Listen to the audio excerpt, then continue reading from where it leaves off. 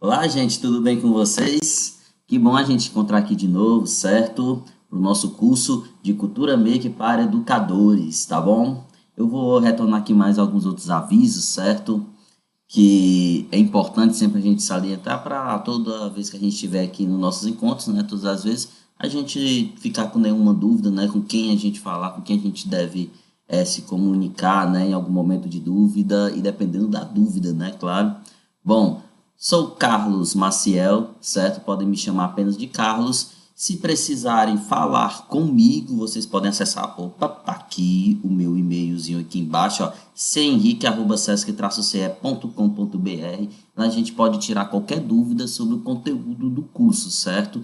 Já que essas aulas são gravadas, aí nós não conseguimos aqui interagir de uma forma que ao vivo, né, pelo chat, mas nós podemos sim trocar ideia lá pelo e-mail, certo? Não só durante esse curso, mas em qualquer momento, certo?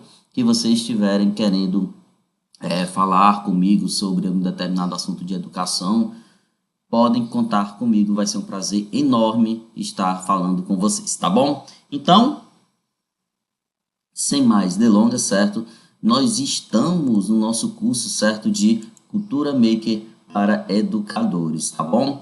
E se vocês tiverem alguma coisa, algum problema com relação à parte burocrática e administrativa desse curso, falem com o professor Ricardo, certo? Aqui o e-mail dele está aparecendo aqui do lado, certo? jmonteiro@sesc-ce.com.br. Vocês podem estar falando com ele sobre questão de certificado, carga horária, qualquer coisa que venha trazer aí alguma espécie de dúvida para vocês, tá bom? Outra coisa importante dizer, né? Já falei na aula passada, certo? Na segunda-feira, já tivemos uma atividade ontem, né? Acontecendo, certo? Vocês devem ter encontrado atividade nessa plataformazinha aqui que nós temos, né? Para o nosso curso, certo? Ó, você acessando aí, ó, este endereço, certo? Você vai ter acesso aí a esse layout, né? Onde vai ter o link do encontro do dia, a frequência também do encontro do dia e a atividade que está aberta na terça e na quinta. Ontem estava aberta a nossa primeira atividade. Quinta-feira abrirá nossa próxima atividade, certo? E de acordo com que as aulas forem acontecendo, vai abrir esse link também de material que vão ser os slides destes encontros que nós estamos tendo, certo? Lá embaixo você pode ver uma cartinha, onde você pode clicar lá e ir diretamente para a sua conta de e-mail, né, para falar com o professor Ricardo com relação a qualquer coisa deste curso, beleza, gente? Então, certo? Vamos continuar o nosso encontro de hoje, beleza? Com o assunto, dessa vez, certo? De o Maker na educação, né?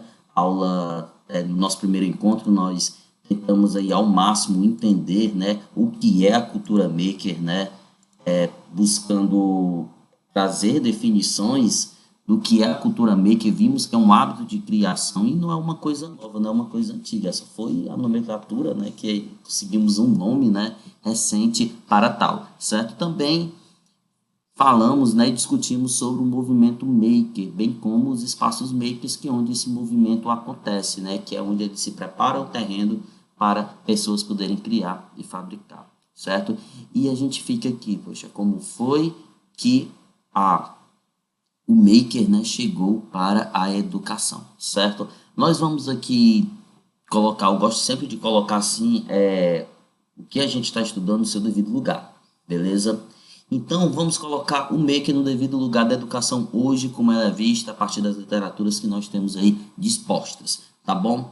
Bom, a cultura maker, ela é colocada ali, né, dentro das metodologias ativas, certo? Já coloquei ali, logo destacado ali, a aprendizagem baseada em projetos, certo? Por quê? Porque eu já quero logo deixar de cara que a cultura maker na educação, ela se encaixa muito bem nessa metodologia, já que a gente vai trabalhar com projetos a fim de chegar no intuito, né, num ponto final que seria o que? Fazer, né, prototipar objetos físicos, certo? De uma forma que a gente vai usar, sim, os princípios, né, da aprendizagem baseada em projetos, certo? E a cultura maker também, não só ali na aprendizagem baseada em projetos, mas ela também permeia ali outras áreas, como aprendizagem baseada em problemas, certo? Classe invertida e na gamificação também, certo? A cultura maker é vista como uma metodologia ativa. Sim, ela é vista como uma metodologia ativa, mas ela não é uma metodologia ativa que eu posso dizer que ela está para ali como está para aprendizagem baseada em problema, gamificação, classe invertida e aprendizagem baseada em projeto. Porém, ela está ali para poder ser usada entre elas, certo?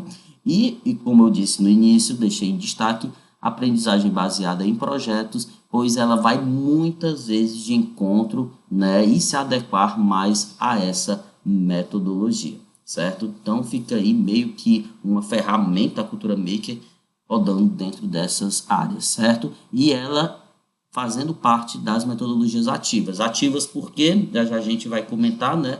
Mas vamos logo aqui deixando as coisas bem mais claras, né? Porque ela é vista, né, dentro das metodologias ativas, né? Porque ela é considerada dentro das metodologias ativas. Porque as metodologias ativas, como nós entendemos, elas colocam o aluno como protagonista, certo, ali do seu conhecimento, da construção do seu conhecimento, colocando o aluno ativamente, certo, dentro desse processo, beleza? E a cultura maker é isso, né? O aluno ali, ele vai projetar, certo? Vai se deparar com problemas, vai projetar problemas a fim de resolvê-los, certo? Buscando sempre uma resolução através do objeto, do artefato físico, okay? Do objeto palpável, certo? Então, como o aluno está ali na frente, está ativamente, está buscando conhecimento, está querendo conhecer coisas novas, manuseios de ferramenta, manuseios de conhecimento, procurando conhecimentos dentro da base ali curricular, né, onde nós vamos atacar com nossas disciplinas, se utilizando, né, da cultura maker, como o aluno vai estar ali buscando conhecimento e tudo, ele está ali na sua postura, né, protagonista atrás do conhecimento, então encaixando-se assim a cultura maker dentro das metodologias ativas. Já que ela está ali dentro das metodologias ativas, é bom a gente deixar algumas coisas bem formuladinhas e tudo mais, certo? Chamamos de metodologias ativas, gente, um conjunto de práticas pedagógicas ancoradas numa nova educação e mais conectadas com as necessidades do século XXI, segundo Jussi Rocha, certo?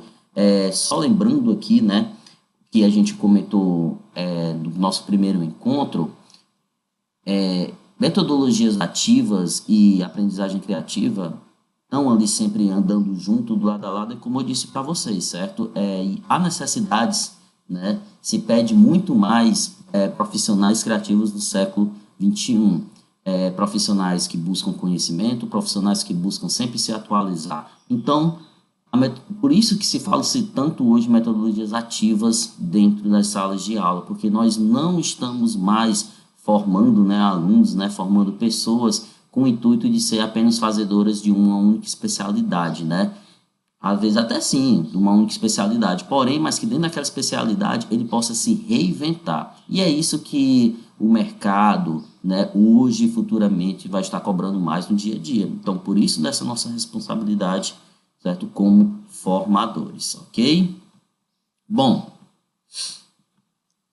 a proposta das metodologias ativas, né, para a gente definir isso e ficar ainda mais craques e entender bem como a cultura maker vai funcionar nesse processo, é uma proposta em que o estudante esteja no centro do processo de aprendizagem, como eu estava comentando aqui com vocês, certo?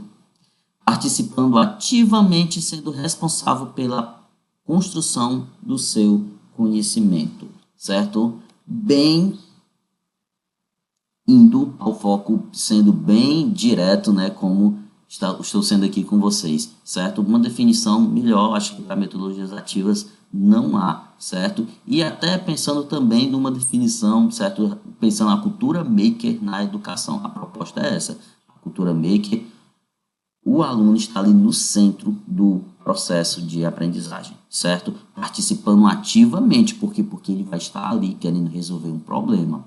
A gente não vai dizer para ele como ele vai resolver o problema e com o que e como deve ser feito, mas ele vai atrás de resolver, ele vai pesquisar, por quê? Porque ele tem ferramentas para isso, e a gente sabe, hoje em dia, todo mundo, né, todos eles andam com o celular dentro do bolso, onde eles podem ficar consultando e ir atrás de coisas novas. É aí que a gente pode fazer uso dessas ferramentas das nossas aulas. Por isso, muitas vezes eu comento com os meus colegas e disse, ó, não dá para a gente competir com o celular. O que a gente pode fazer é trazer o celular, né, como aliado aí para a gente no dia a dia, né? E você diz assim, ah, mas nem todo aluno tem celular. Beleza, é por isso que está aí o lance do compartilhamento, certo? Eles entre si sentarem, compartilharem, dependendo da escola também deve ter algum acesso à internet, um computadores, um laboratório, e para poder aquele projeto ir surgindo, certo? E tomando forma, e o melhor que a gente, né, o que mais a gente deseja, né, o nosso maior propósito, né, é alcançar os objetivos ali de aprendizagem com estes alunos, usando essas ferramentas, usando essa metodologia. Beleza?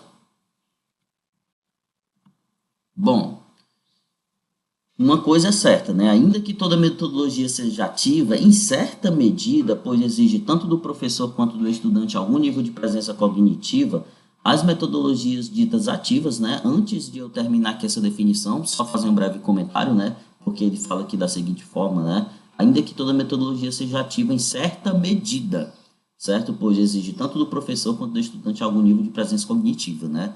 Aqui dá para a gente buscar justamente aquele momento da aula expositiva, né? Aquela aula clássica, certo? Aquela aula engessada, né? Posso-se dizer, né? Onde todos os alunos estão ali em fileira e o professor apenas só jogando conhecimento. Ele é uma formativa do professor, né? O professor ali de uma formativa está ali jogando conhecimento, mas, né? Então os alunos ali de uma forma passiva, por isso que é um assunto que muito eu venho discutindo é o seguinte, né? Eu não excluo e nem desmereço a aula expositiva, logo porque é como eu disse para vocês, já que cultura maker é uma metodologia que não dá para a gente usar sempre em determinados assuntos, querendo ou não, um momento ou outro, a gente vai ter que utilizar outras metodologias, outras formas de ensino, como por exemplo a expositiva, mas que a gente use a expositiva, né, de forma coerente, né, fazendo que não só você professor, não nós professores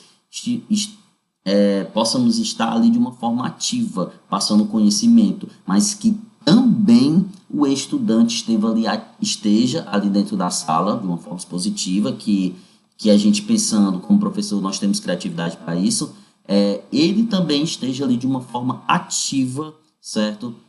Ali assistindo a aula, participando, certo? Junto com o restante da turma, também de uma forma ativa, não apenas pedindo para até um ponto que eu me lembrei aqui, né, a partir dessa fala, né, sempre que a gente fica assim pedindo assim, para os alunos ter silêncio, pois o professor, faça um silêncio, turma, pois eu, professor, estou ali aqui falando informações importantes para o conhecimento de vocês, não que seja uma via de mão dupla, onde você possa trocar informações ali com o seu aluno ali, aí você pode sim, gente, querendo, aí você está transformando a aula expositiva de uma forma ativa, de mão dupla, não uma forma ativa do professor e passiva do aluno de estar apenas ali recebendo informação. E por que eu quero abrir um parêntese aqui nesse ponto? Porque é o seguinte, gente, já que nós estamos trabalhando com metodologias novas, inovadoras, né, que são metodologias ativas, dentre elas que a gente está no ponto aqui de foco que é a cultura maker. O professor Breno falou com vocês sobre a abordagem STEAM, certo? E por que eu estou aqui abrindo esse parênteses? Porque é o seguinte, gente, nós como professores, primeiro a gente vai ter que exorcizar, né, alguns costumes, né, que nós temos. Tipo, a gente, professor, adora o silêncio em sala de aula. A gente não gosta que os alunos façam barulho, certo? Mas, gente, quando se trata de metodologias ativas, não tem como, certo? É uma aula, é um momento que você vai estar ali com seu aluno, em que sim, vai haver barulho, certo? Vai haver discussão, mas, gente, é um barulho e uma discussão com relação ao assunto, com relação ao que você está trabalhando, com relação com o projeto, certo? São discussões que vão acontecer dentro de sala de aula e sim, vai ser bem barulhento. E se você é um professor que acha que uma aula os alunos têm que fazer silêncio, pois sua aula tem que ser silenciosa, você vai ter que exorcizar isso, certo? Porque hoje nós estamos, certo, em pleno 2022 e sim, nós precisamos nos reinventar devido à grande gama do avanço tecnológico que está acontecendo, certo? Então, não basta o mundo apenas avançar, a escola também tem que avançar com isso, certo? Se nós estamos no lugar de criatividade, que é para haver criatividade, essa criatividade vai aflorar de diferentes formas, certo? Principalmente também em forma de ruído, certo? Então, se você é um professor que não gosta de ruído, não gosta de barulho na sua sala, então respire fundo, porque você também vai ter que se modificar, certo? Você vai ter que mudar, você vai ter que se reinventar, você vai ter que mudar a sua forma de pensar com relação às suas aulas, tranquilo? Então, passando adiante, certo? Eu vou mostrar aqui para vocês, certo? Uma frase aqui muito legal desse cara aqui, que é o Simon Paper, certo? Simon Paper, para quem não conhece, eu sempre gosto muito de... Eu acho que, nem gostar, eu acho que é uma responsabilidade da gente como professor, quando a gente está passando conhecimento, não só para outros colegas da profissão, mas também até para os nossos alunos, não é? A gente falar sobre esses pensadores, os filósofos da educação, que a gente entre professores, né? Claro que para os alunos a gente vai falar de cientistas, de outros, até filósofos de educação, quando possível, certo? Porque são eles que sustentam justamente a nossa fala, sustentam, porque eles passaram ali muito tempo ali em estudo, certo? No assunto que nós queremos nos aperfeiçoar. E um cara que não pode faltar nesse momento, já que a gente está falando de metodologias ativas, estamos falando de aprendizagem criativa e cultura maker, é Simon Paper, que ele, certo, ele foi trabalhou junto, né, com o Jean Piaget, né, para quem não sabe, certo, e ele é o pai aí do construcionismo, certo, eu quis fazer aí, bem puxado mesmo aqui, assim, a boca, né, construcionismo, para que não se confunda com construtivismo, certo?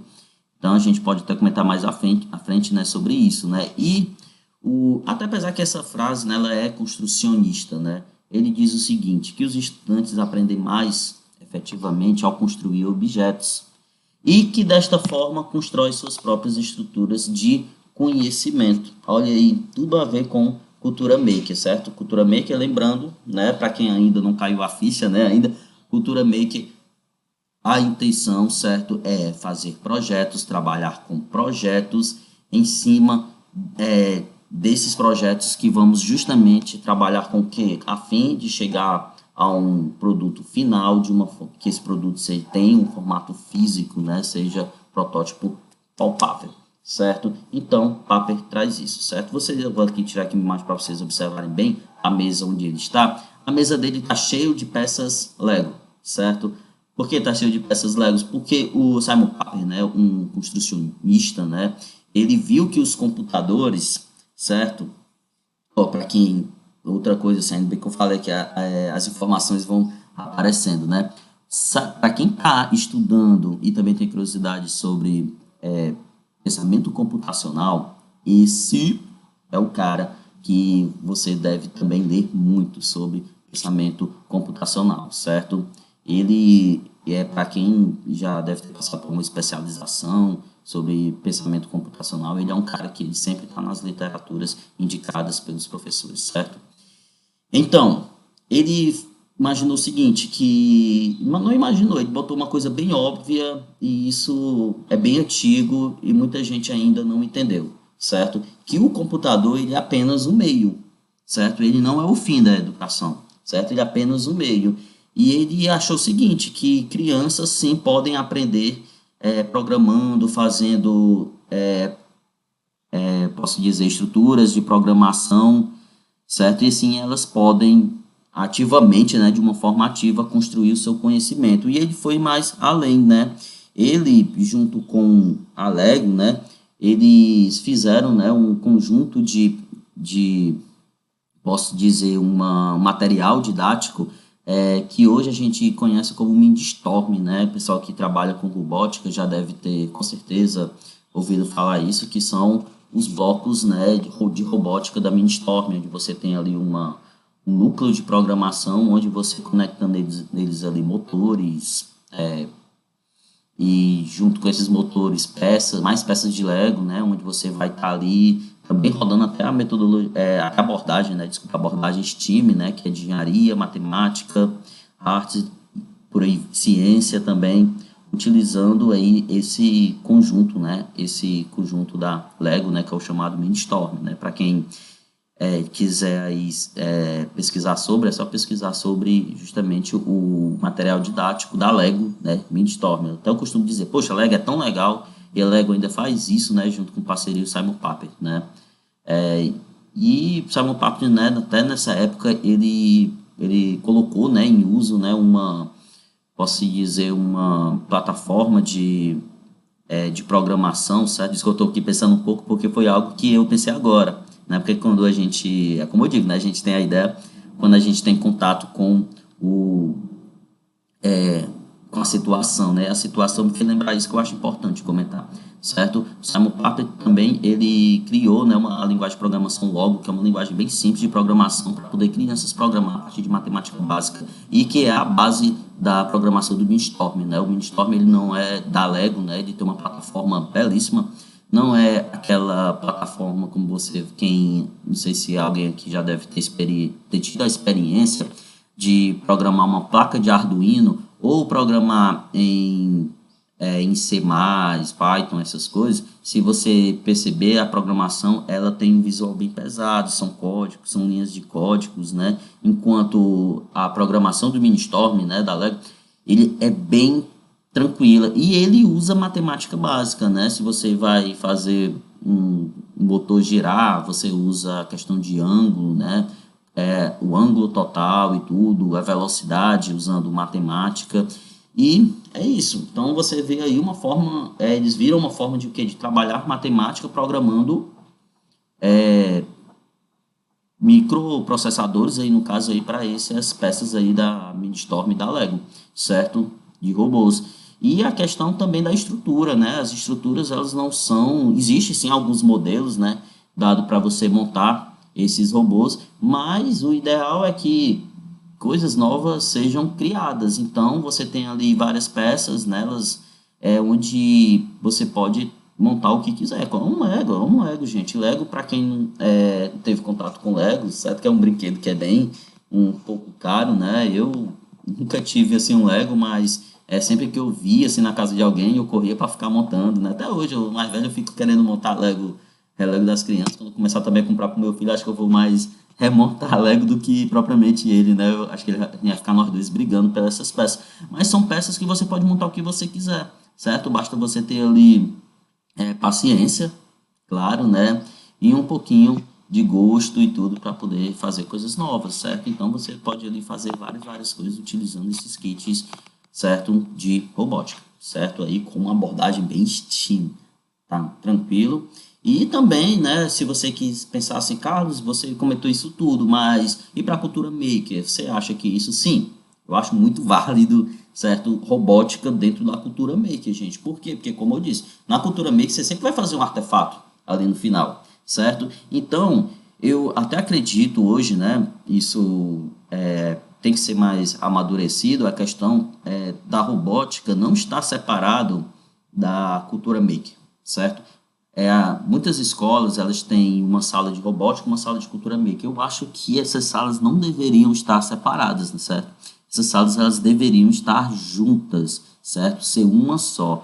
Porque quando você cria um projeto, se o seu projeto precisa de algum mecanismo ligado à programação, certo?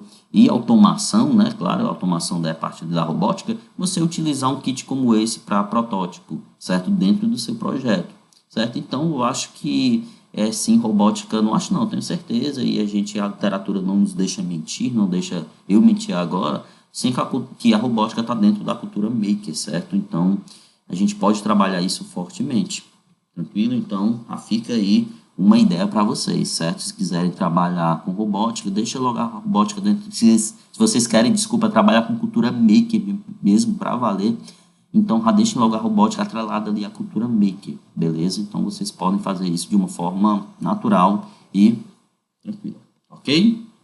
Bom, As metodologias ativas, como estou comentando aqui com vocês, como a gente está aqui falando, né?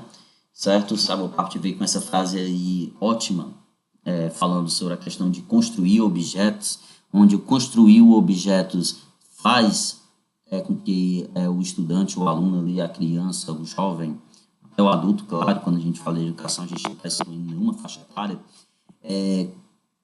como é importante construir objetos porque ele está construindo ali. Se ele constrói, isso é uma forma ativa do aluno, então é uma metodologia ativa e tem todos os benefícios, né? A metodologia ativa tem todos os seus benefícios, onde eu posso trazer aqui para vocês agora através desse painel, certo? Porque a metodologia ativa, certo? Ele vai trazer, né, se a gente acompanhar aí essa trilha, ele vai trazer vários benefícios, como autonomia, certo? Porque se ele está ali de uma forma ativa, criando, inventando, consertando, ele começa a criar sua autonomia. E essa autonomia, gente, vocês sabem que é importante, beleza? Uma coisa que eu brinco muito com os colegas é o seguinte, a autonomia tem que ser mais trabalhada com os nossos alunos. Por que eu estou dizendo isso? Porque é o seguinte, eu passo muito por isso. Eu, como professor de física, uma disciplina que tem cálculos, né? A gente sabe que a física é uma ciência da natureza, mas que se utiliza da matemática para quantificar, certo, os fenômenos, quantificar as grandezas, né, desses fenômenos e grandezas da natureza. A gente precisa de matemática, a gente tem que fazer de vez em quando alguma modelagem matemática, né, com relação aos números, equações e tudo mais. E quando a gente está trabalhando isso com os alunos e a gente pede tipo alguma questão onde eles devem fazer uma manipulação desses números, professores de matemática, e eu acho que não só a gente da exata, certo? Porque eu creio que deve acontecer mais com a gente com relação a isso, mas qualquer uma outra disciplina, o aluno perde a autonomia de fazer aquilo e ele sempre vai chegar ali para a gente perguntando o seguinte, professor, tá certo? Ele fez a primeira linha da questão, né? Ele fez ali o primeiro esboço da questão e ele já chega ali para você na sua cara e diz assim, professor, tá certo? Aí você diz, tá certo, pode continuar. E precisa nem ser minutos, né? Depois, né? Segundos depois ele faz mais, acrescenta mais um sinal e 3 números e chega assim, né? Ou seja, o aluno ele tem medo de errar. Isso é uma coisa que a gente não pode negar. Eles têm medo de errar, né? E principalmente quando eles vão ficando nas séries mais na frente, ficando mais velhinhos, o medo de errar vai aumentando cada vez mais, né? Diferente de quando criança. Quando criança, eles não têm medo de errar, né? E uma coisa que me fez lembrar agora foi até de um livro que eu uso muito nesses cursos, né? Uso muito para consultar, que é do Michael Resnick, certo? Que ele é um dos idealizadores e grandes pensadores, né, da aprendizagem criativa, certo? Ele, só pelo nome do livro dá para a gente entender muita coisa, que é o jardim de infância para a vida toda, certo? Por que jardim de infância para a vida toda? Porque o jardim de infância é um dos melhores momentos que a gente tem na educação e isso é incontestável, né? É ali onde a criança está criando, ela pode pintar, pode fazer, construir estruturas usando massinha de modelar, criando estrutura usando blocos, os brinquedos, bonecos e contação de história, onde a criatividade ali está aflorando. E quando ele vai criar essas coisas, né, no dia a dia ali da pré-escola, certo? No infantil, é onde você pode notar que eles não têm medo de errar, né? Eles fazem do jeito deles e até reinventam até o que a professora, né, o professor não queria que eles fizessem, eles estão fazendo outra coisa diferente. Eles não têm medo disso, né? Se a instrução segue, mas na maioria das vezes eles escutam a instrução, mas eles acham que tem como trabalhar de uma forma melhor, de uma forma mais interessante, certo? Então, se você perceber ali, o aluno sempre, no infantil, ele está muito livre, ele não tem medo de testar e nem nada. Diferente de quando eles vão mais na frente, vão passando para as próximas séries, né? Vão ali, entram no fundamental e principalmente quando eles estão no médio, eles estão numa situação ali no ensino médio, que eu não sei a experiência de vocês, mas que eu vejo muito, certo? É que eles ali não gostam mais de errar, eles não podem errar, eles não podem outra coisa, eles tudo para eles é um motivo de, vou passar vergonha. Então, por isso que eu sempre digo muito, né, a questão da autonomia. Essa autonomia eu acho que deve ser mantida, né, desde ali do infantil. Às vezes a gente até parece que acontece o inverso, né? A gente acha assim, poxa, a autonomia do aluno é para vir durante os anos, mas não, parece que o aluno vai perdendo autonomia. Autonomia com que eu falo, autonomia com relação à criação, autonomia com relação a não ter medo de errar, e que o errar é um processo e é importante, certo? Na metodologia ativa, gente, o errar é importante. Na cultura maker, nem se fala, aí que é importante mesmo, certo? Errar não tem nenhum problema, certo? Que vai ter projetos que o aluno não erre no meio, mas o errar, gente, ele vai ser, eu posso dizer que ele é algo que fundamental na aprendizagem, principalmente quando você está trabalhando com aprendizagem baseada em projetos. O aluno ali no processo, ele erra, ele vê que errou, entende que errou e busca solução para aquele erro, para que próxima vez, próximo problema que ele se deparar, e que a gente sabe que em diversas situações sempre ele vai se deparar com situações semelhantes, né? Ele vai lembrar que quando ele se deparou com um problema como aquele, ele usou um caminho e ele errou, ele não vai voltar a errar, pois e depois que ele errou a primeira vez, ele buscou a solução, certo, para aquele erro e se reinventou ali, conseguiu ir para frente. Então, certo, o errar é importante, certo? E a autonomia deve ser resgatada, sim, no nosso dia a dia, na nossa escola, certo? A gente tem que ser mesmo pessoas autônomas com relação à educação, ao ensino, entendam? Entendam bem o que eu estou querendo dizer, tá bom? Bom, depois da autonomia, certo? A gente chega, né, à próxima casinha aí da nossa trilha, que é a aptidão em resolver problemas. Essa aptidão vem a partir justamente das tentativas. Por isso que eu falei para vocês que o erro, né, é uma coisa que vai estar presente aí nas metodologias ativas e cultura maker inevitavelmente, certo? Então, essa aptidão em resolver problemas, gente, só vem com a questão do erro, com a questão da tentativa, certo? E na nossa próxima, a gente tem aí a colaboração, certo? Isso é importante, a gente é um dos pontos que a gente mais tenta alcançar com relação ao nosso dia a dia, no nosso fazer, né, em sala de aula, junto com nossos estudantes, a questão da colaboração, eles estarem ali entre eles, trocando informações. E quando a gente trabalha com cultura maker, querendo um projeto, chegar a fim de um projeto, eles trocam informação entre si, certo? É muito importante, sempre que a gente pensar em um tipo de atividade, certo? Algum tipo de atividade, algum tipo de projeto, que essas atividades, esses projetos, eles tenham um micromundo, né? Opa, palavra nova, né? Micromundo, mas já já a gente vai falar melhor, certo? Que eles se desviem, certo? Possam se desviar da intenção de ser algo competitivo, certo? Porque quando você coloca, eu tenho muito cuidado quando eu trabalho com equipes, né? Quando a gente vai organizar alunos em equipes, em sala de aula, a gente tem que ter o cuidado de quando essas atividades forem acontecer, quando você estiver trabalhando ali com os seus alunos, que aquela atividade ela não tenha uma ideia de competição, certo? Porque isso a gente termina perdendo algumas coisas.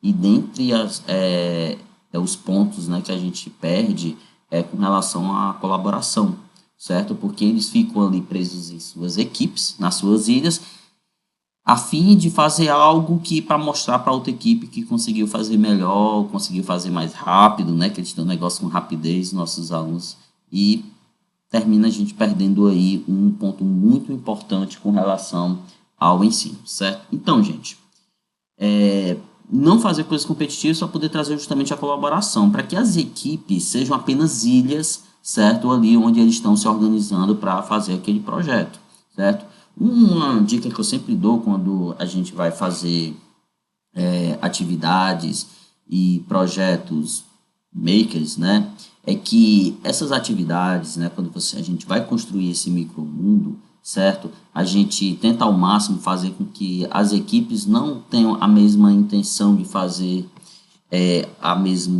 o mesmo projeto. A gente tem a intenção que o quê? Que eles apenas se dividam em equipe, certo? Para tratar o mesmo assunto, mas que todas as equipes estão unidas ali para algo maior, né?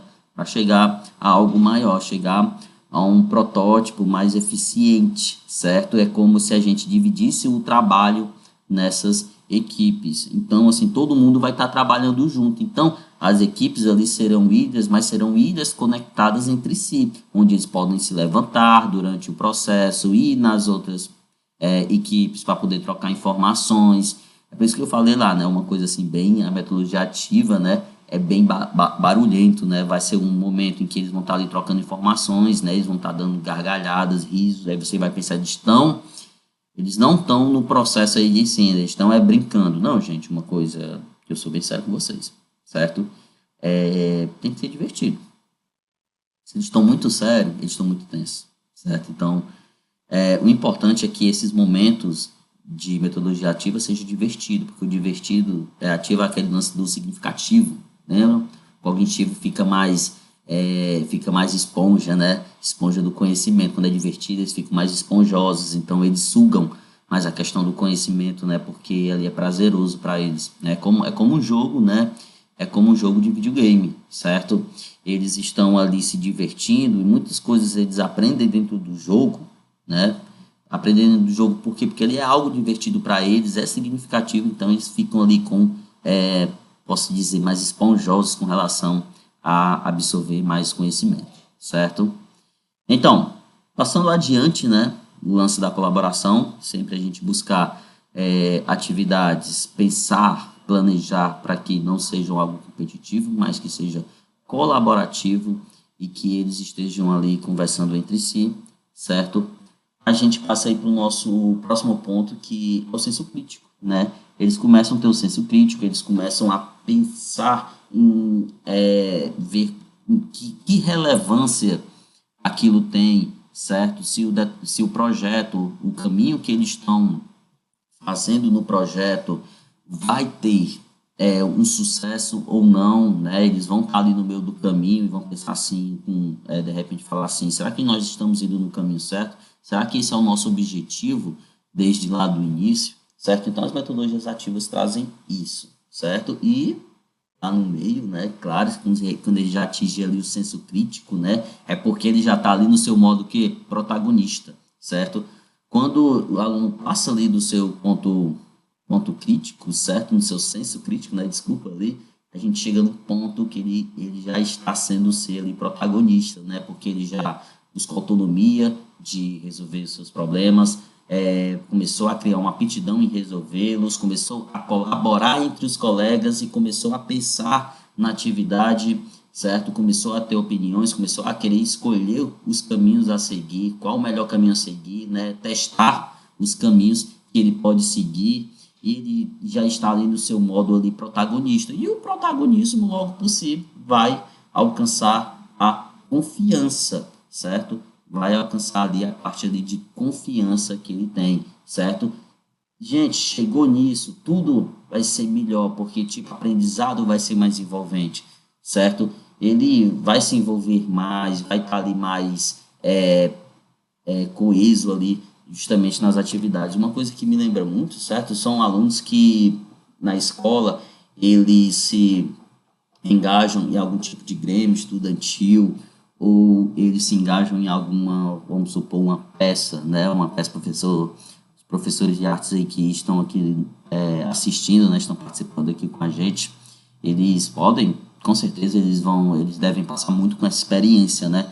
Quando os alunos estão envolvidos em uma peça teatral, eles se envolvem tanto do jeito que querem que aquilo lhe dê certo, e, gente, eu vou contar, na artes é uma disciplina, não digo que é uma disciplina, né?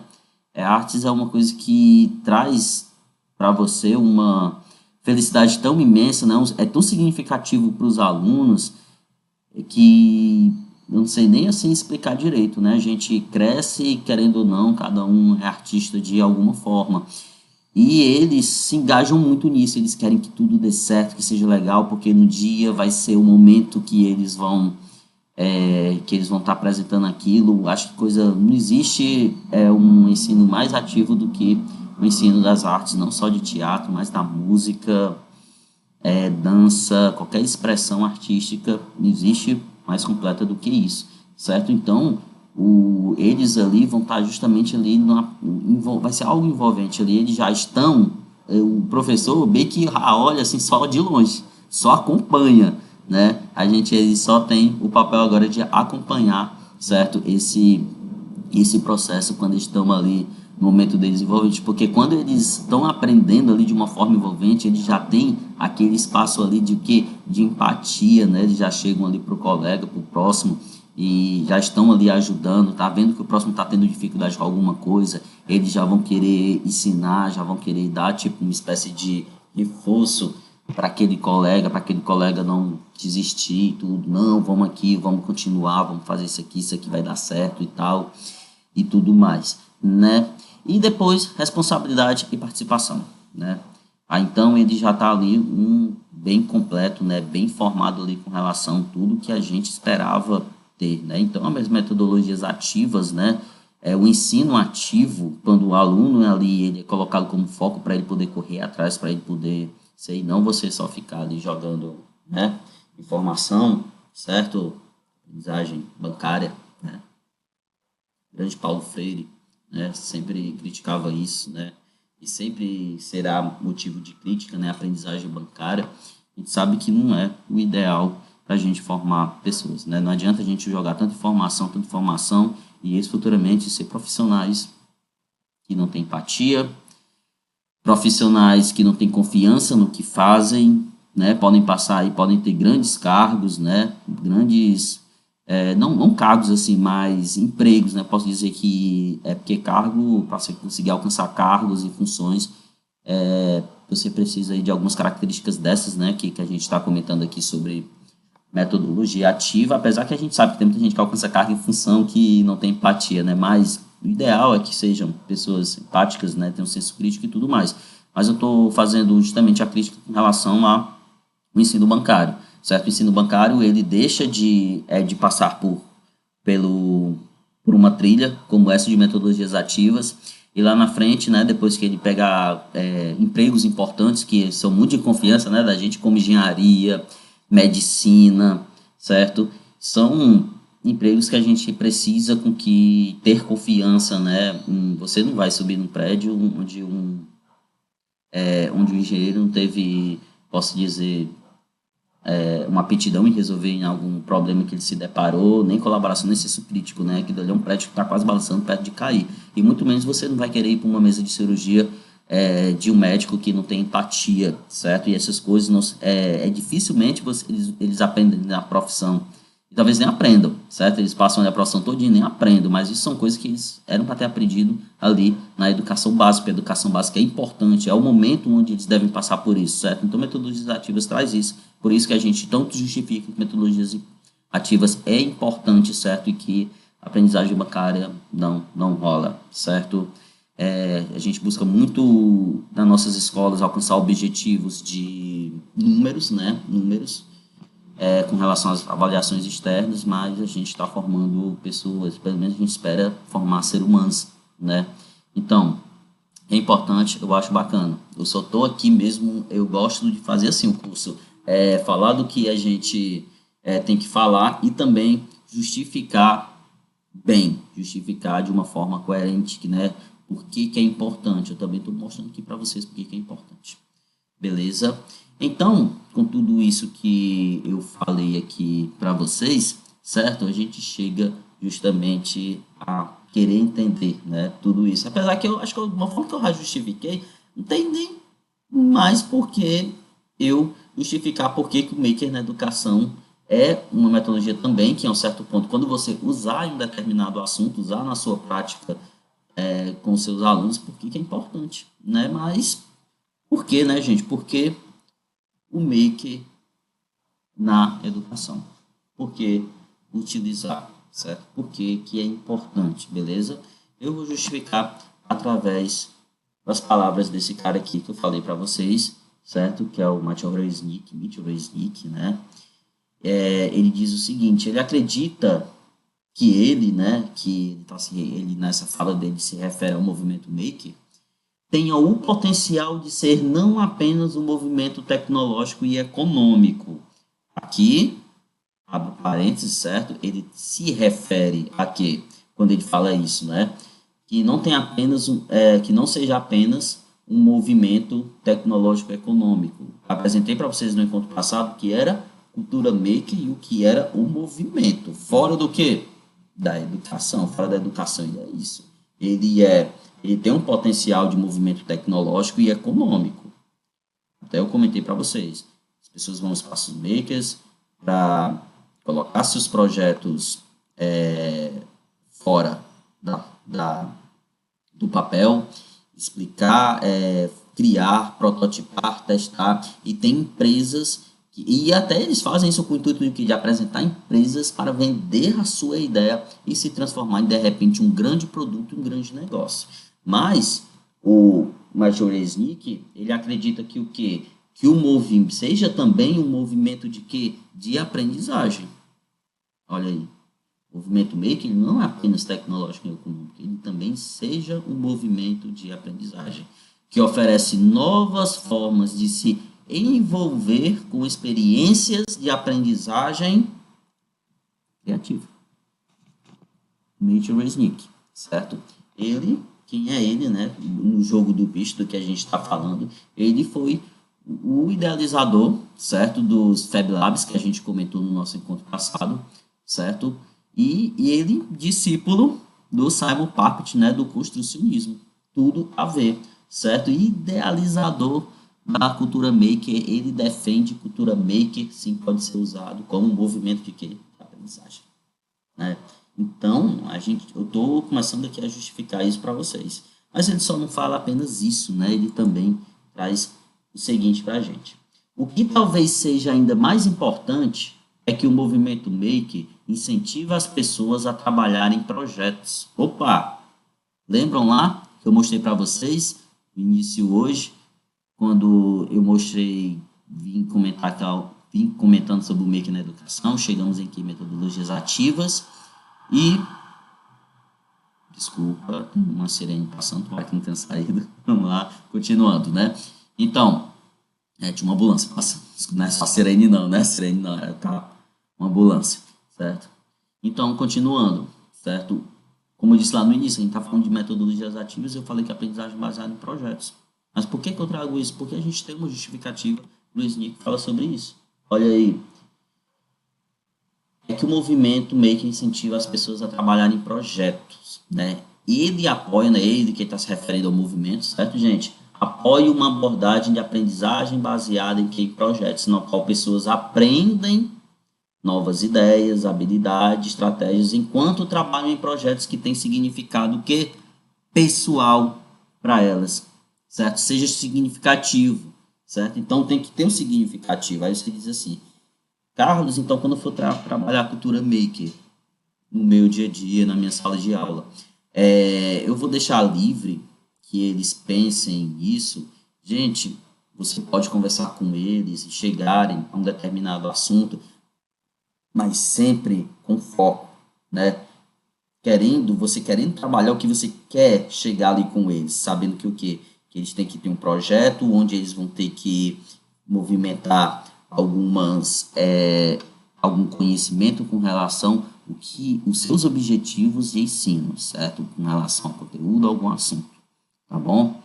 Então, e outra coisa importante, né, o que eu também acho é que eles tenham liberdade de que de vez em quando sim, eles possam trabalhar em projetos deles. E isso pode acontecer em feiras de ciência, você faz uma feira com determinado tema e eles surgirem com ideias de prototipar algo que são importantes para eles, né? Tem um significado aí para eles, certo? Então aí eu trouxe aí duas frases aí, certo? Do Michael Resnick que justificam muito bem isso. Aí se vem, beleza. Entendi aí por que que tanto se fala em cultura maker, porque tem pessoas que defendem, e eu acho que na minha fala, se eu não tiver ainda convencido vocês, mas aqui meu trato aqui não é convencer com vocês, né? Mas eu dar uma oportunidade de a gente pensar cultura maker dentro das metodologias ativas para o nosso trabalho em sala de aula. E a gente passa para o nosso próximo ponto, que é: e os makerspaces na escola, Carlos? Como é que ficam? Certo? Como é que ficam os nossos makerspaces? Você mostrou no encontro passado espaços makers enormes, legais. Imagina se eu tivesse espaço maker, mas a gente sabe que a realidade mais, posso dizer, mais comum, a realidade mais comum a todos, a minoria, a realidade da minoria é o quê? A realidade da minoria são grandes orçamentos, escolas com grandes orçamentos, onde podem fazer grandes makerspaces com equipamentos de ponta, tudo show. Mas a realidade da maioria é que não é isso. Nós temos pouco orçamento, certo? E isso não fica só para escolas públicas, gente, escolas particulares também, tem muitas escolas particulares com pouco orçamento, né? Tentam manter ali posso dizer, a mensalidade baixa, não tem como manter uma mensalidade baixa e ter grandes estruturas, né?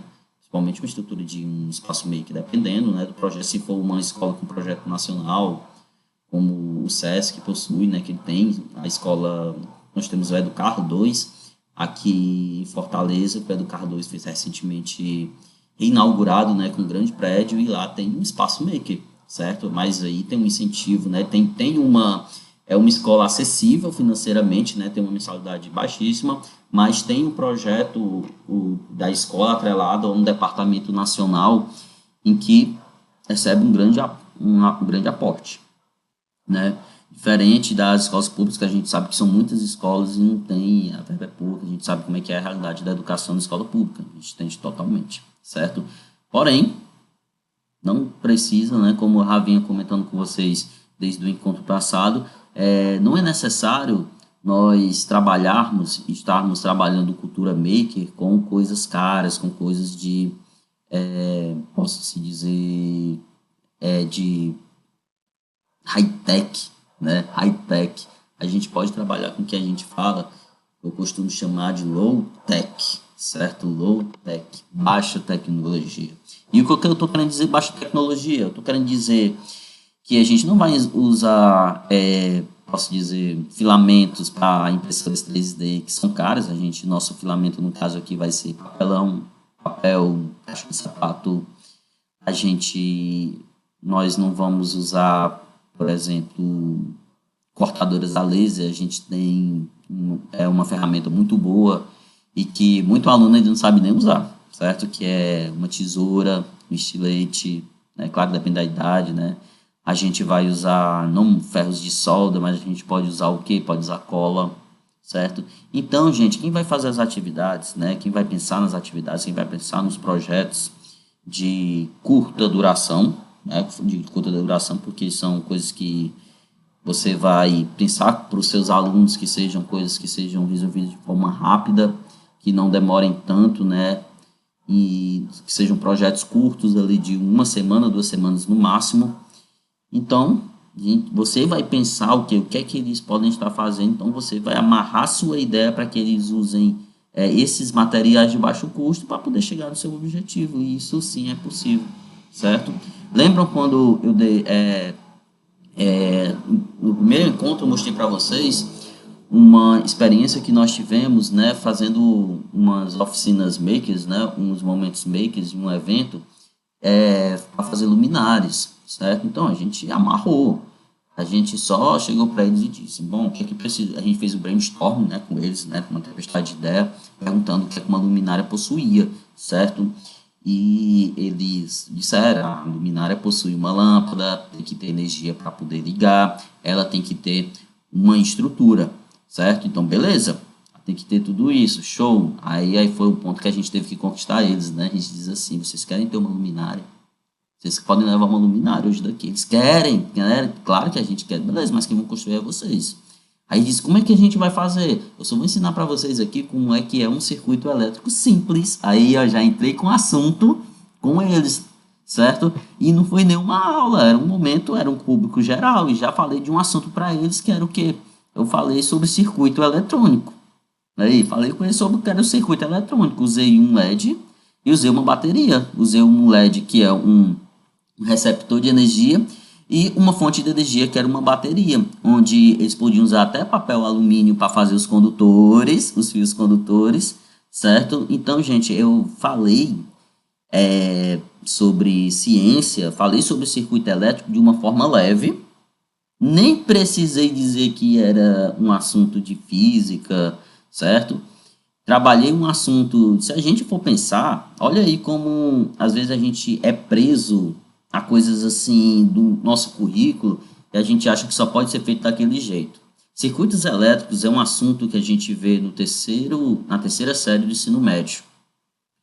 E eu falei de circuitos elétricos para crianças ali que tinham 8 anos, 10 anos, certo? Falei para jovens que talvez estariam ainda na primeira série do ensino médio. Falei para adultos que estavam muito tempo longe da educação e que talvez não tenham nem tido um ensino formal. E eu falei sobre circuito elétrico para eles e eles entenderam tranquilo e foi significativo. Eles conseguiram absorver porque era significativo para eles.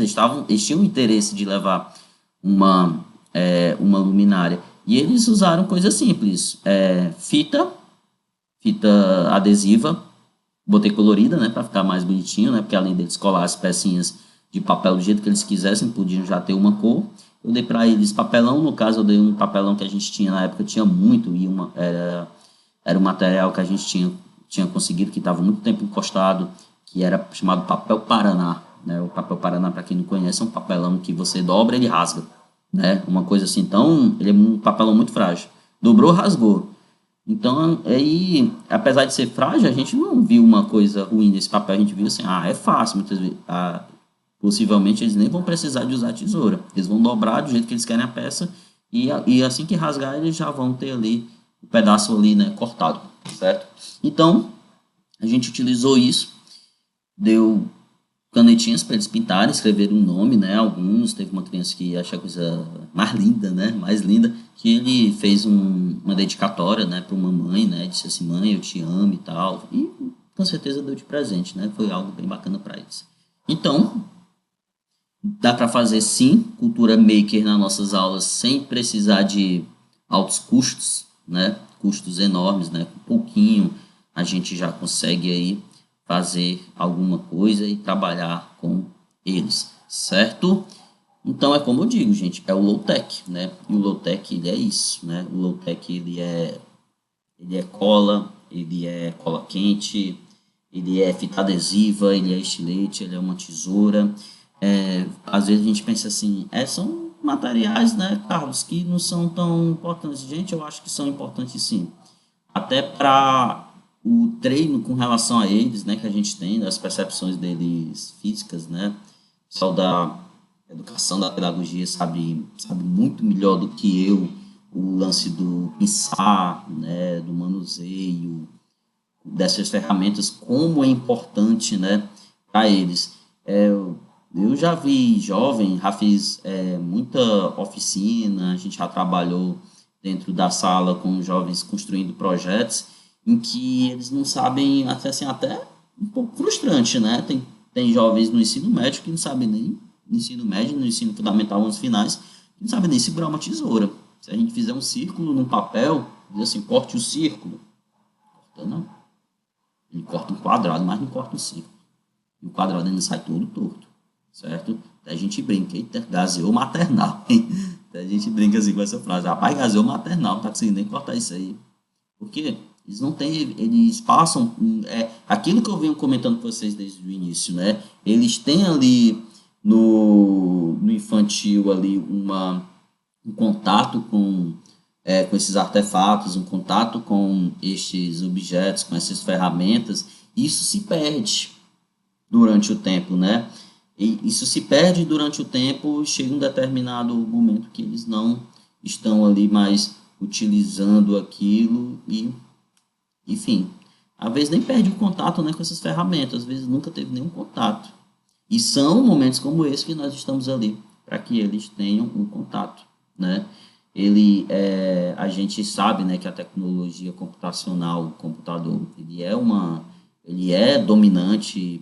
A gente pensa assim, muitas vezes é mais, será que é mais importante não para que eles aprendam coisas digitais, aprendam a programar, fazer aplicativos? Gente, é interessante, mas é o seguinte, um computador, ele tem trabalho manual. Você vai fazer um computador, você tem uma pessoa que vai pegar em alguma coisa ali, vai fazer, vai ter que desenhar na mão, muitas vezes não vai poder nem desenhar no programa de computador, vai ter que desenhar mesmo no papel, vai ter que fazer modelos, vai ter que cortar algo de uma forma manual, sem auxílio de assistido por computador.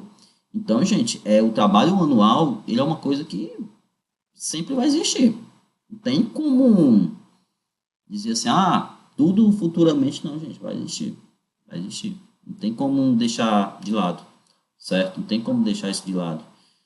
Na engenharia a gente vê muita. O pessoal diz assim, mas engenharia tudo é no computador, gente, partes, na engenharia tudo não é computador, não, certo? Muitos protótipos de maquetes, a gente vê muitas maquetes de protótipos tem que, apesar de uma grande parte passar por um processo computacional, em cortadoras, em impressoras 3D, mas muitas vezes tem que ter ali algum manuseio de alguma ferramenta para uma determinada coisa, porque nem o computador nunca faz tudo, não, certo? E nunca vai fazer. E nem ser criativo, como eu disse para vocês. O computador nunca vai ser criativo. O criativo é você, certo? Então, tem nem perigo, certo? Então, tá aí o nosso low-tech. Aí eu trago mais uma frasezinha que eu acho bem interessante, que é lá aquele livro que eu falei para vocês, né, mostrei para vocês, que do Mark Hatch, né, que é do Manifesto do Movimento Maker, né, que diz o seguinte: equipamentos, né, já que a gente está falando aqui de materiais, né, você deve ter acesso a ferramentas certas para cada projeto. Aí, ó, certo? Ferramentas certas para cada projeto. Invista e desenvolva acesso local às ferramentas de que você precisa para fazer o desejado. As ferramentas jamais foram tão baratas, poderosas e fáceis de usar, certo? Mark Hatch, um dia desses, certo? 2014, certo? Uma coisa aí bem próxima da gente, bem recente. Bom, é interessante a gente comentar essa fala dele, porque assim, nós não precisamos de espaços makers, escolas, não. Seria bom termos, sim, seria bom se toda escola tivesse espaço maker, espaço de criação, um ateliê criativo, né? Certo? Nem todo lugar a gente pode ter, beleza? Mas a gente pode ter isso dentro do quê? Dentro de uma caixa de plástico, as ferramentas ali dentro. Você tem seu espaço maker móvel, né? Existe até um artigo muito bom que eu vou lembrar, né, de colocar na nossa caixinha de material, que é um artigo de uma experiência, né, do relato de experiência sobre um módulo, né, um módulo portátil, né, de ferramentas, né, maker, né, ou seja, era um espaço maker portátil, onde uma experiência, né, que foi desenvolvida numa escola, se eu não me engano, não foi numa universidade, foi numa escola mesmo, onde esse módulo maker rodava dentro das salas fazendo atividades makers. Então você não precisa disso, pode ser sua sala de aula, pode ser, sabe até o que, gente, uma coisa bem legal, pode ser, se de repente a sua escola tem um lugar de sombra externo, lugar externo, né, que tenha sombra, seja legal, seja agradável, ventilado, pode ser lá, o espaço maker, né? Os alunos vivem tanto tempo dentro da sala de aula, primeiro vai ser um choque para eles sair, né, e depois é bom para todo mundo, né? Um outro local, certo? Então, também leve para outros locais da escola, certo? Onde vocês podem ali estar trabalhando com seus alunos. Tá bom, gente? Bom, voltando aqui para a nossa apresentação,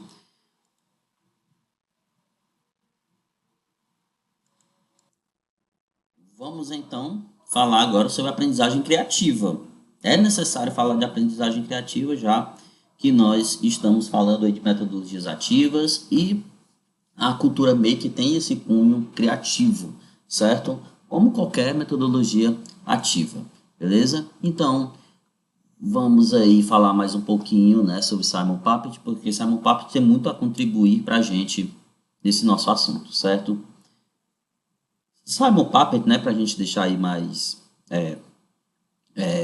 claro, né, para quem gosta, né, de pesquisar sobre educadores, eu acho muito importante, né, porque já que a gente está falando de um assunto em que essas pessoas idealizaram, nada melhor, sempre que quando eu costumo estudar algo, eu sempre procuro saber quem foi ele, né, em que momento ele estava, em que momento ele estava estudando aquilo, porque aquele momento a gente liga ao contexto histórico e a gente consegue entender por que ele pensou aquilo naquele momento, né? É aquilo que a gente diz, né? A ideia vem com a situação. Então, as ideias que eles tiveram foi da situação ali que eles estavam vivendo naquele momento. Em algum ponto ali a gente pode pensar e ter ideia realmente assim, até entender melhor do que a gente está querendo aqui estudar, certo? Então, certo? O Simon Part trabalhou com Piaget na Universidade de Genebra, certo? A sua teoria, o construcionismo, ela tratava de quê? Deixei bem destacado, não é construtivismo, certo? Você pensa assim, ixi, o caso está dando uma definição errada de construtivismo. Não, é construcionismo. O construcionismo, ele tratava de o quê? De repensar como as escolas deveriam trabalhar, sempre apoiado no construtivismo de Piaget, certo? Destacamos duas grandes contribuições dele, certo? Uma aprendizagem significativa vem de uma relação emocional afetiva do aprendiz com o objeto do conhecimento, habilidade. Aí, ó, o que é algo significativo, então, tem a ver com a parte o que afetiva, com relação ao que se está se estudando, beleza? E outro ponto que ele traz aí como colaboração é o papel do educador, que é de criar ambientes de exploração que promovam conexões emocionais e que direcionam sua intencionalidade de aprendizagem, chamada micromundos. Eita, micromundos, né? Então, vamos à frente. O construcionismo, gente, do Popper, ele defende que crianças aprendem ainda melhor se estiverem envolvidas na criação de um produto. Opa, cultura maker, certo? Ele, posso dizer que ele estava, esse termo, gente, não sabe quando foi nem cunhado ainda, não foi ainda nem sido desenvolvido, quando o Popper falava sobre a questão da criança aprender, certo? Com contato com objetos físicos, certo?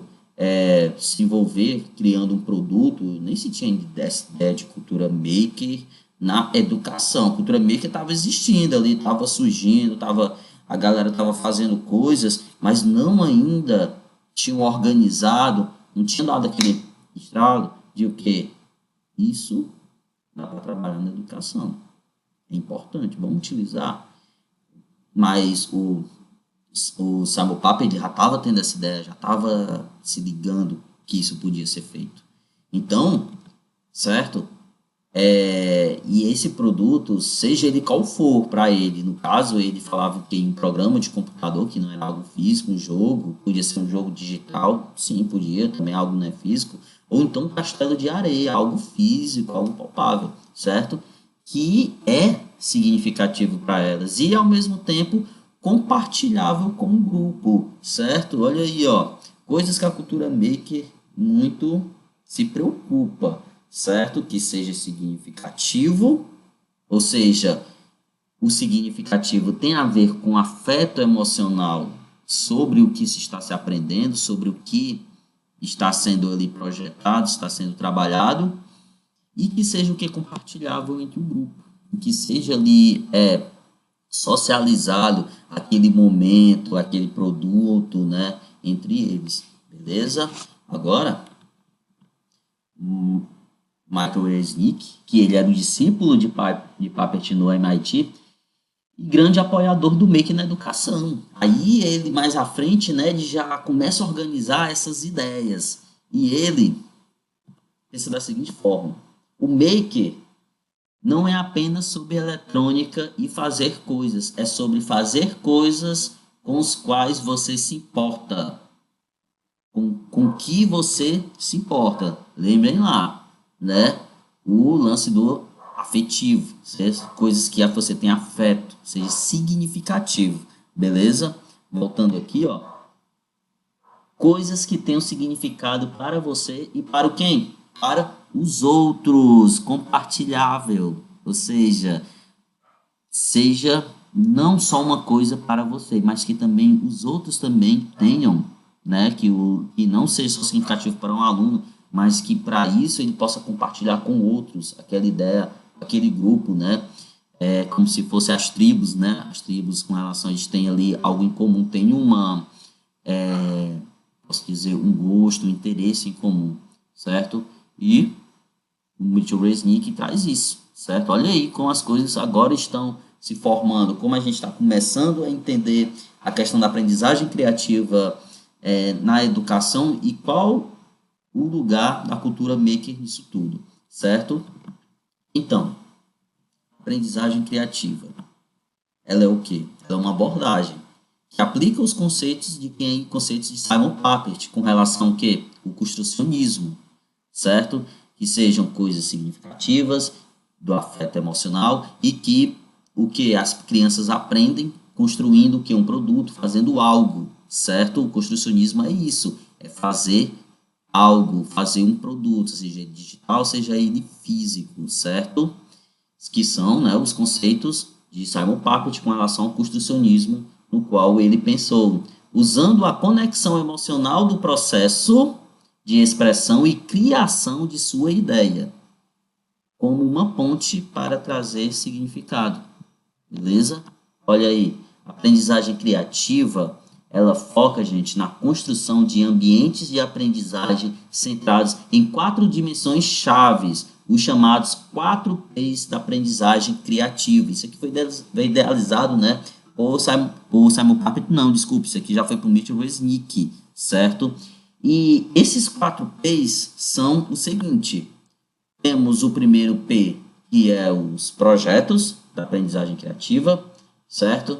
O nosso próximo P tem com relação à paixão, né? O lance do afetivo, certo? Que traga significado, certo? O nosso terceiro P é o pensar brincando, porque se dá para fazer de uma forma brincando, certo? Se é divertido, então vai ativar, né, o lance do afetivo, do emocional afetivo, para que seja algo significativo, certo? E por último, né, dos 4 P's aí, com relação aos pares. Por que aos pares? Porque é o que? E aí já traz a ideia do que a gente está falando do que? De colaboração, certo? Então nós temos aí, ó, aprendizagem criativa, ele foca na construção de ambientes de aprendizagem centrado em 4 dimensões-chave, os chamados 4 P's da aprendizagem criativa. Os 4 P's são projetos, paixão, pensar brincando e os pares, certo?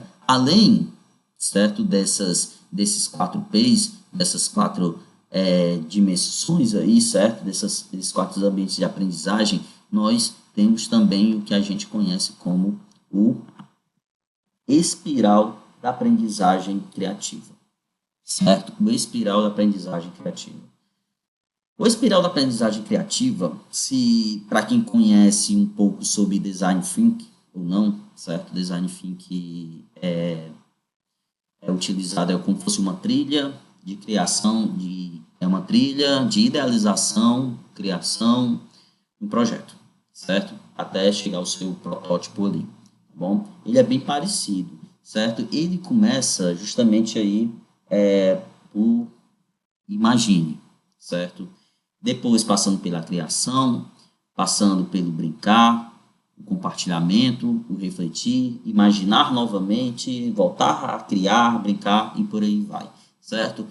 O nosso primeiro ponto, né, que é imaginar, é você pensar de que forma, é pensar o que gostaria de criar. É você chegar para o seu aluno e pensar da seguinte forma: o que é que o meu aluno gostaria de criar?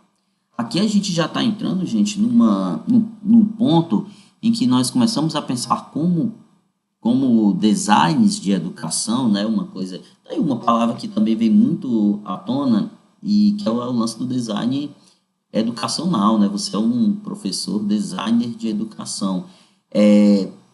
O espiral da aprendizagem criativa tem muita coisa a ver, né? Não vou dizer que tem tudo, para não dizer que que é tão geral, mas pelo menos uma boa parte dele se responsabiliza sobre a questão do design educacional, porque ele dá uma forma como devemos pensar em fazer atividades, como devemos pensar porque tem um lance da empatia, né, pensar nos nossos alunos, né, como para eles alcançarem os objetivos que nós temos de aprendizagem ali, de ensino com eles. Então, vamos lá. Então, o nosso primeiro ponto é o que gostaria de criar, né? A gente pensar assim como os nossos alunos. O que meus alunos gostariam de criar?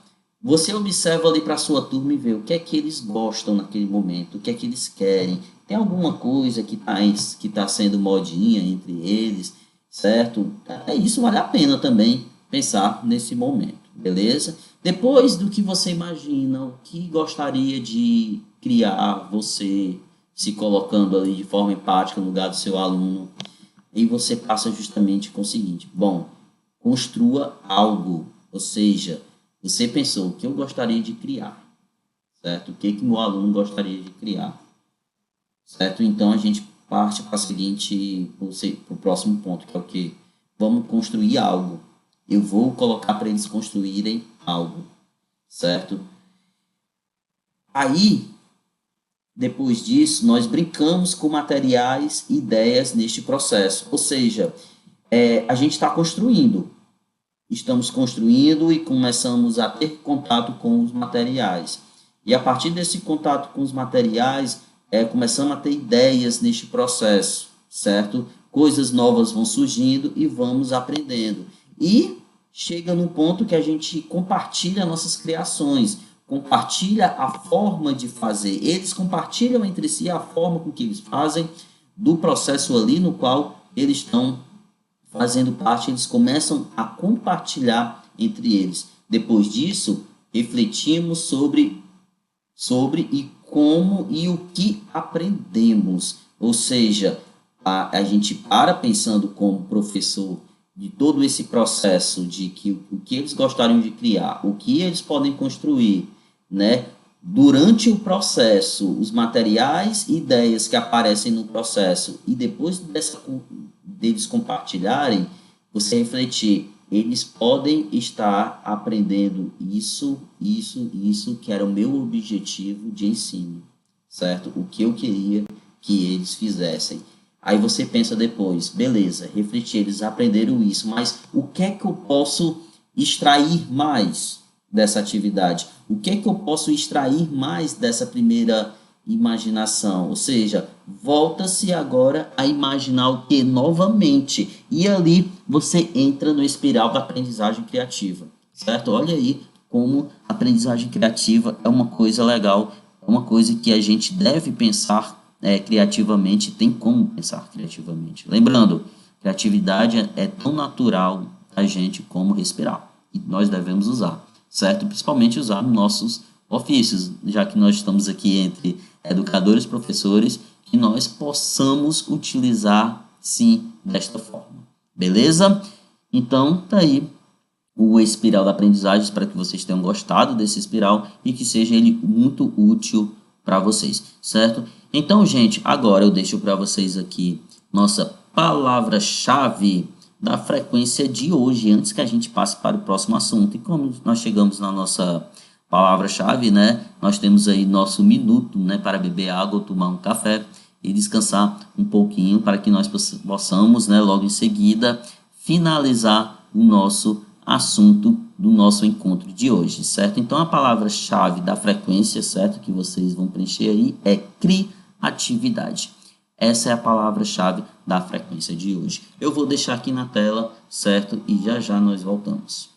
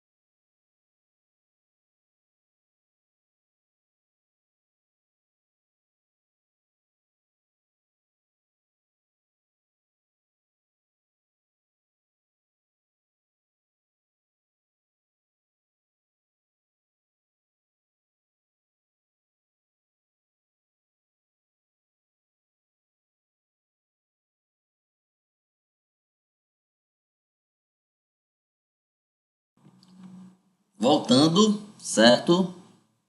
Então aí, né, certo?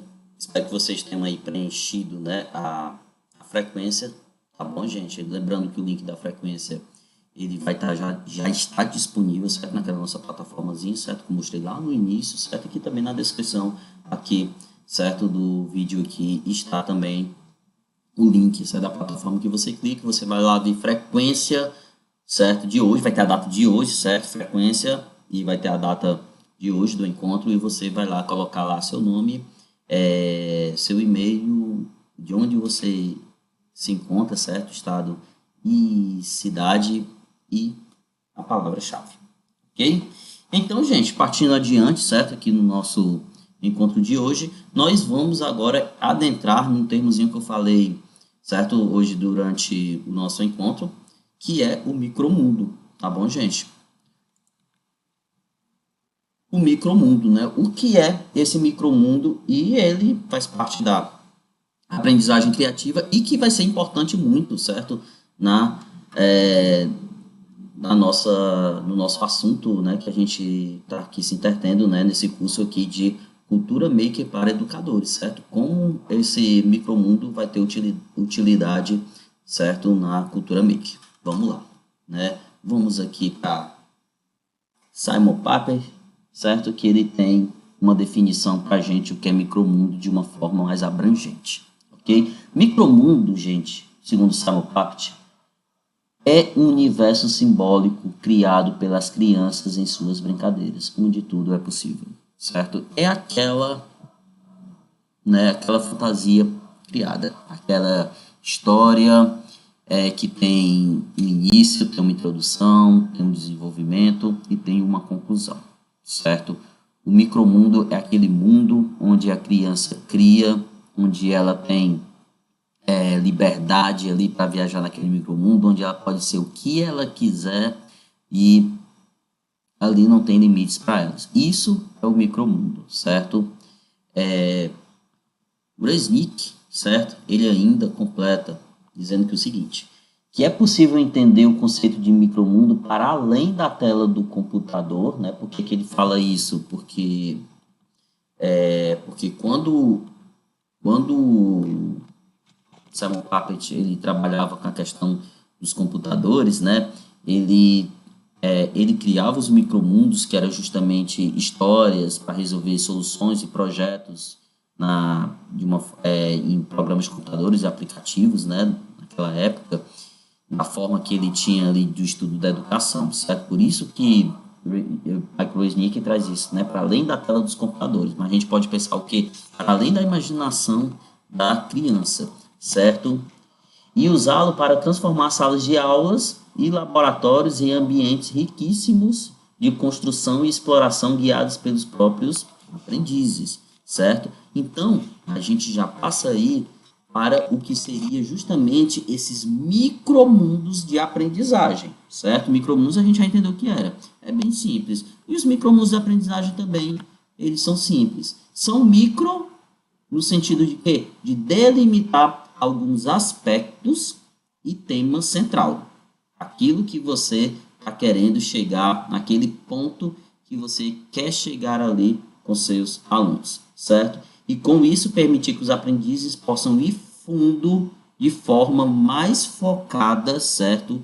No que você esteja trabalhando, no projeto que você esteja lá com eles. Ou seja, o micromundo ele vai organizar o teu aluno, né, a tua turma, certo? A focar e que eles não se dispersem tanto com o que você quer passar para eles, com o que você quer conversar com eles, certo? Então, e aí já tem uma função muito boa para a gente, né? Ele é um delimitador ali do que a gente quer trabalhar com eles, certo? Esses micromundos, eles são construídos ao redor de um domínio específico. Que domínio é esse, Carlos? Gente, o que é que qual é o teu objetivo de ensino? Tá entendendo? O que é que você quer trabalhar com eles? Por que é que tu pensou em usar a cultura maker em um determinado assunto? Porque esse teu assunto dá para utilizar e cultura maker vai ajudar muito, certo? Com isso. Então, esse teu assunto que tu quer trabalhar são justamente esse domínio específico no que a gente está se referindo aqui, ok? Esses micromundos, eles oferecem uma porta de entrada para este domínio, certo? Através de materiais e exemplos simples, que fazem sentido imediato para o aprendiz. Ou seja, ele dá uma porta de entrada no projeto, mas que seja o que bem e que facilite, né? Que facilite justamente que o aluno entender ali o que você está querendo dizer, beleza? Esses micromundos levam a atividades que são intrinsecamente motivantes, né? Os aprendizes querem participar e se envolver na tarefa por um bom tempo. Ou seja, o micromundo ele tem que ser o quê? Divertido para que seja o que? Significativo. Sendo significativo, o seu aluno possa entrar lá no flow da atividade. Beleza? Os micromundos eles se fundamentam em abordagens o quê? Construtivistas de aprendizagem. Olha aí, que bacana trabalhar com construtivismo. Cara, trabalhar com construtivismo é tudo. Construção do conhecimento. É o que nosso objeto, é o nosso desejo, né, como professores com nossos alunos, certo? E levam a um tipo de interação caracterizada por um aspecto lúdico, inquisitivo e inventivo, de invenção, certo? É lúdico, gente. Não tem como. O micromundo, vai ser importante para qualquer tipo de aprendizagem criativa, porque o micromundo não é para ser utilizado apenas com cultura maker, que é porque a gente está fazendo uso para cultura maker, mas ele também rodeia em aprendizagem baseada em problema muito, certo, gente? Vou fazer aqui um parênteses, certo? Aprendizagem baseada em problema. Ó, aprendizagem baseada em problema, quem não sabe, ele teve seu início ali, né, suas primeiras experiências em escolas de medicina. Não me lembro o local agora, certo? Mas é porque são coisas que aparecem aqui no meu curso e que é importante a gente exemplificar, né? É o flow da gente, né? Aquele instalado de professor. Vamos lá. A aprendizagem baseada em problema começou em escolas de medicina. Como é que isso funcionava, né? Grupos de estudantes ali, os professores traziam, né, um determinado caso de um paciente, certo? Gente, o caso do paciente era o micromundo, certo? Se a gente trazer para as metodologias ativas, o caso do paciente, o paciente apresentava isso. E ali os estudantes sentavam junto com o professor e buscavam soluções a partir dos conhecimentos que eles tinham e que eles iam buscar também conhecimentos para tentar resolver aquele problema, aquela situação, certo? Aquela solução daquele problema, certo? Então, a situação ali era o micromundo, certo? Gamificação, também você usa o micromundo, certo? Para você usa ali a teoria dos jogos, usa ali a estrutura de jogos para poder de uma forma gamificada, né, de uma forma de utilizando a teoria de jogos, chegar a um determinado desculpa, gente, os objetivos, né, de aprendizagem. E esses jogos, né, essas estruturas de jogos são baseados no micromundo que qual você cria ali, certo, junto com seus alunos. Então, o micromundo ele não só se resume apenas o nosso assunto aqui de cultura maker, mas ele também está ali amplamente ligado às todas as metodologias ativas, certo? Os micromundos, gente, eles são suficientemente delimitados e transparentes para a exploração construtiva e ainda assim suficientemente ricos para uma descoberta significativa, certo? Aí é o nosso micromundo, certo? E nós, professores, nesse micromundo, qual é o nosso lugar de professor nesses micromundos? O nosso papel, o nosso lugar são como os designers de educação. Por quê? Porque a gente está pensando em como trabalhar um determinado assunto, a gente está preparando todo o terreno, estamos fazendo com que aquilo seja significativo para eles. Aí, nosso papel como educador, design educacional, é criar espaço e oportunidade para um aprendizado significativo baseado em quê? Em projetos, beleza? Como facilitador de aprendizagem, também é do nosso papel auxiliar e guiar a aprendizagem por meio de exemplificação e estruturas de suporte. Lembrem lá, nós professores nesse momento, nós damos o quê? Um passinho para trás, certo? Não somos nós que vamos aparecer, quem vai aparecer são eles que são lá, certo? Os holofotes estão aqui para os nossos estudantes, certo? Então, eles estão ali ativamente construindo conhecimento, nós somos apenas facilitadores, vendo? Ó, só auxiliar e guiar. Nada mais, certo? Motivar e ajudar os estudantes a gerenciar o seu projeto de aprendizagem, desenvolvimento cognitivo e dar feedback e ajudar os estudantes a avaliar o seu próprio aprendizado. São essas aí nosso papel, nosso dever como facilitador da aprendizagem. Ok? Então, pensando em uma atividade de aprendizagem criativa, nós temos que fazer o quê? Né? Entrando já nessa seara aí de desenvolvimento. Definir o objetivo, pensar na materialidade, pensar nos elementos da metáfora da sala, análise dos 4Ps e verificar os resultados. Ponto. Metáfora da sala. Isso é um assunto que a gente vai comentar, certo? Então, não se assustem, beleza? Atividades make na educação.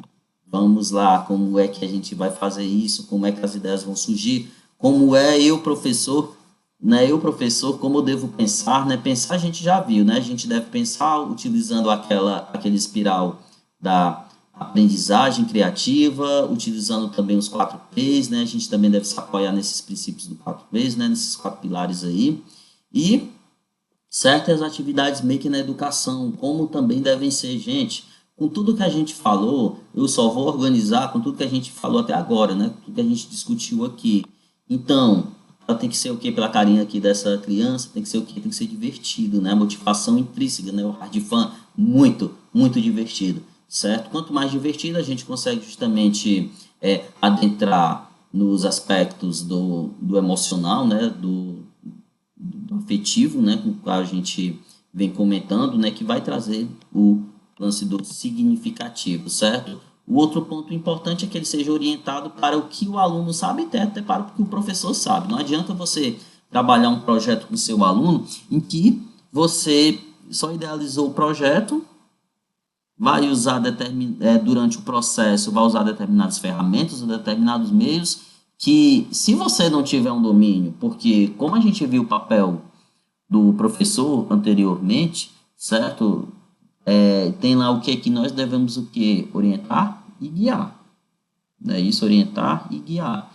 Se a gente não sabe utilizar um determinado ponto que você tem, então, você como design, você era para ter previsto, né, que iria se utilizar uma determinada ferramenta, um determinado produto, em que se você não tiver domínio, e se o aluno lá, quando estiver fazendo, tem um aluno que pode ter o domínio? Pode sim, o aluno pode ter o domínio, mas nem todos terão domínio, certo? E se ele perguntar, professor, como eu vou fazer isso? Aí você vai dizer assim, se vira, procura. Não, também nem é assim não. O aluno vai atrás do conhecimento, vai. Mas você também ali está para orientar e guiar, né? Pelo menos para orientar como ele vai adquirir conhecimento sobre aquilo, ou então até para tirar uma dúvida sobre aquilo ali e poder ele, desenganchar ali daquele momento ali, daquele ponto no projeto, certo? Então, cuidado, orientado para o que você sabe. Outra coisa, flexível, passivo de erro, né? Vocês estão vendo aí, o martelo tá martelando ali um parafuso e uma chave, né, de boca ali, tá querendo apertar um prego, né? Tá uma coisa assim, que depois que eles veem que não vai dar certo, né? Aí então, a partir do erro que vai se descobrir, né, que vai ter conhecimento daquilo e as estruturas do conhecimento são construídas, né, a partir disso. Então, gente, uma atividade maker é passível de erro. Então, vamos lá. Pode errar à vontade, certo? À vontade.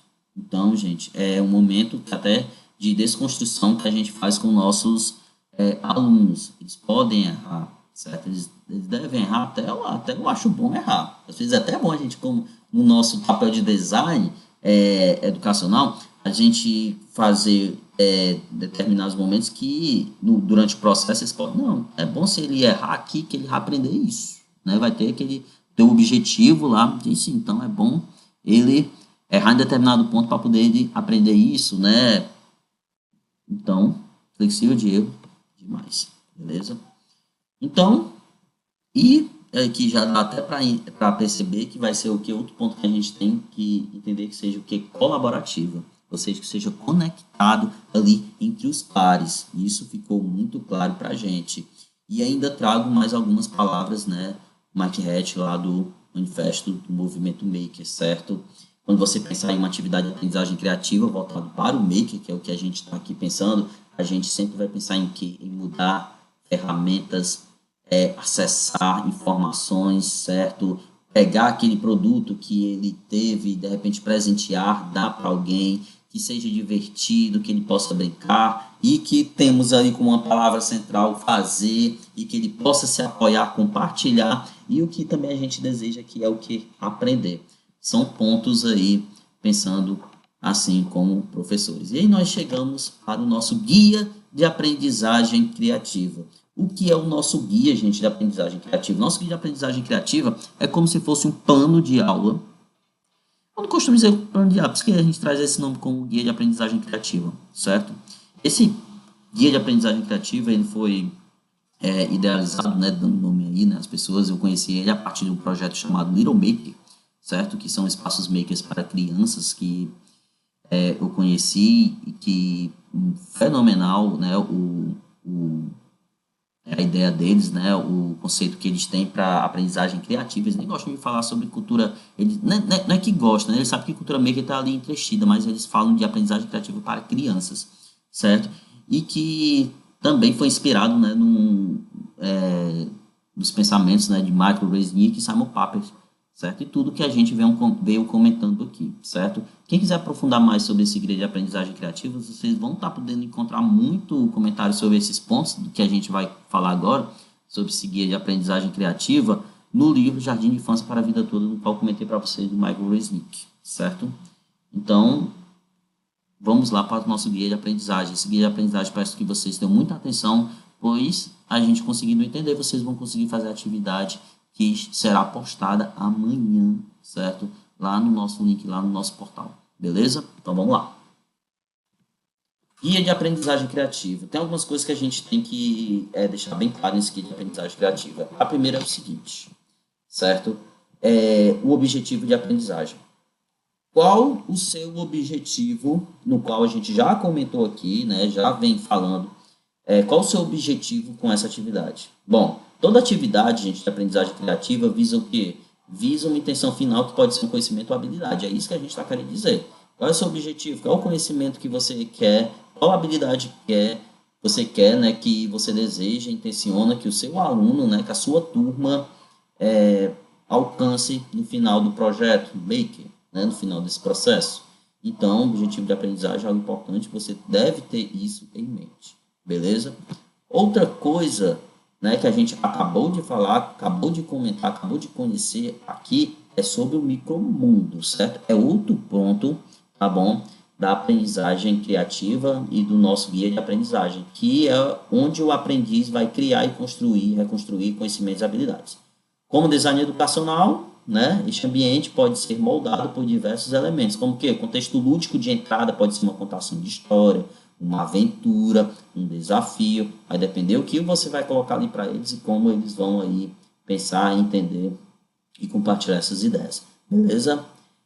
Outra coisa é o que? É o espaço físico ou virtual envolvente inquisitivo, certo? O espaço físico onde vai ser realizado aquilo, vai ser no espaço físico ou vai ser de forma virtual? Vamos que eles vão produzir, de repente, aqui eu estou até dando já uma ideia para quem não vai trabalhar com uma especificidade maker, né? Mas com outro projeto, né? Você vai trabalhar, no caso eu não vou usar a cultura maker, mas dá para mim usar aprendizagem baseada em projeto, a fim de que eles construam um programa? Sim, dá para fazer sim. Então você também vai ter que definir isso, né? Se for de uma forma física, esperamos que seja aí cultura maker, né? Se não, você pode trabalhar também outras coisas, né, de forma virtual, mas aí já não é mais maker. Lembrando, maker tem a ideia do mão na massa, tá bom, gente? Materiais e ferramentas que inspirem e motivem a criação, certo? Então, você vai deixar ali muito bem, é muito interessante, né? Qual é o lance? O espaço maker vai ter várias ferramentas. Ali vai, claro, ele vai ter ferramenta de todo tipo, aí eles vão pensar, vão imaginar, vão pensar em algo grandioso. Mas, como eu disse para vocês, se nós temos uma carência, né, que a grande maioria, como a gente comentou, então pense no projeto e coloque ferramentas que eles sabem que eles vão conseguir ter saído para o projeto deles a partir daquelas ferramentas, que ao ver aquelas ferramentas, eles possam ter ideias e criatividade para poder concluir ali o projeto deles, certo? E outra é a dinâmica de mediação, que ela seja provocativa, né? Seja você ali vai ter que se esforçar muito bem para fazer aquilo.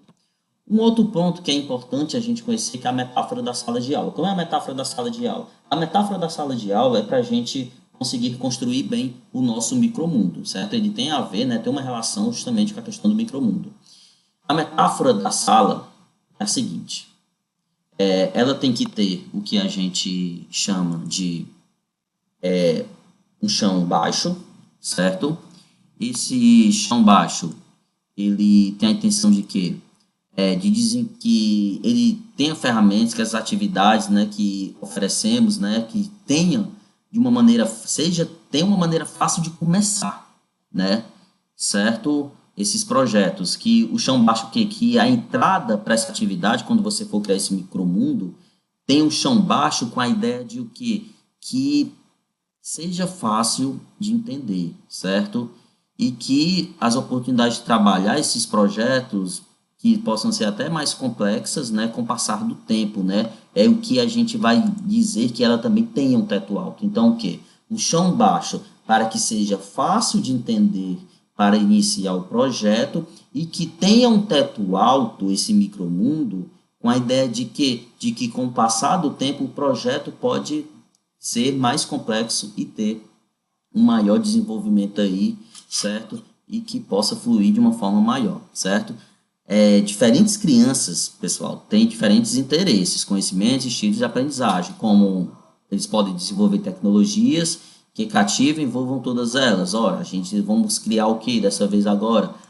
Paredes amplas, certo?